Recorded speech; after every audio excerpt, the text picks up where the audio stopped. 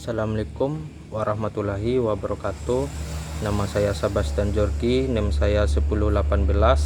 Saya dari kelompok 3 ingin memaparkan sebuah presentase yaitu tentang perusahaan dana pensiun, yang mana pembahasan pertama telah dibahas oleh rekan saya. Jadi saya akan membahas di poin kedua, yaitu mekanisme dana pensiunan lembaga keuangan syariah. Jadi program pensiunan syariah di Indonesia masih dilaksanakan secara terbatas oleh DPLK atau dana pensiun lembaga keuangan di beberapa bank dan asuransi syariah. Produk DPLK Syariah merupakan salah satu penghimpunan dana yang ditawarkan oleh bank atau asuransi syariah untuk memberikan jaminan kesejahteraan di hari tua atau di akhir masa jabatan karyawan ataupun nasabahnya.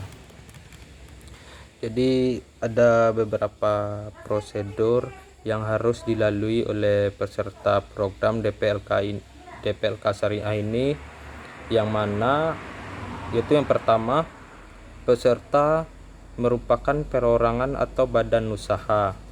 Yang kedua, usia minimal 18 tahun atau telah menikah.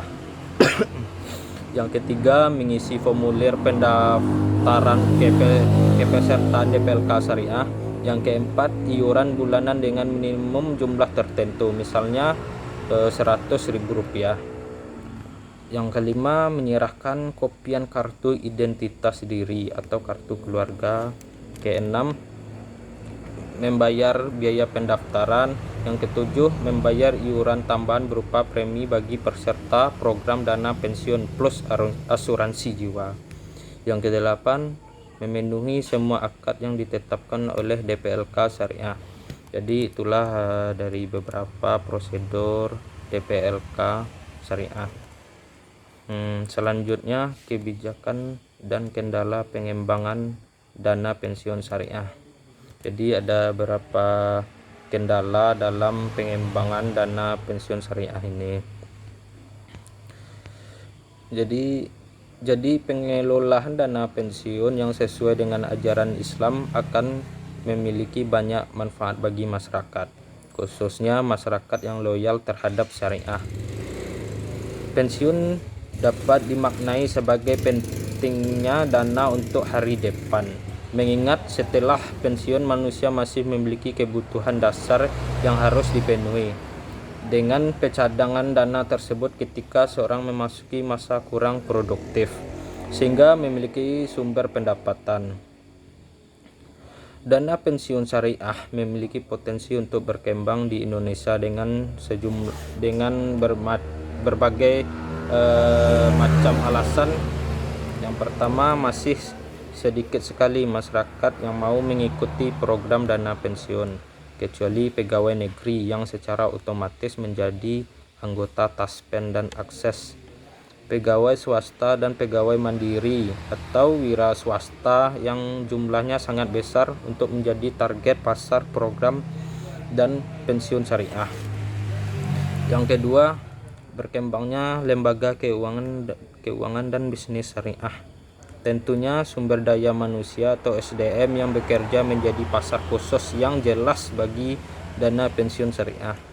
Yang ketiga, kesadaran masyarakat terhadap pentingnya keuangan dan bisnis syariah yang terus membaik dan menjadi modal dasar yang penting untuk terus memperbesar konsumen dan nasabah yang loyal, terutama bagi dana pensiun syariah. Selanjutnya, tujuan dana pensiun. Jadi ada beberapa tujuan. Yang pertama, bagi perusahaan dan bagi karyawan. Kalau bagi perusahaannya, yaitu yang pertama, kewajiban moral. Yang kedua, kompetisi pasar tenaga kerja. Yang ketiga, loyalitas.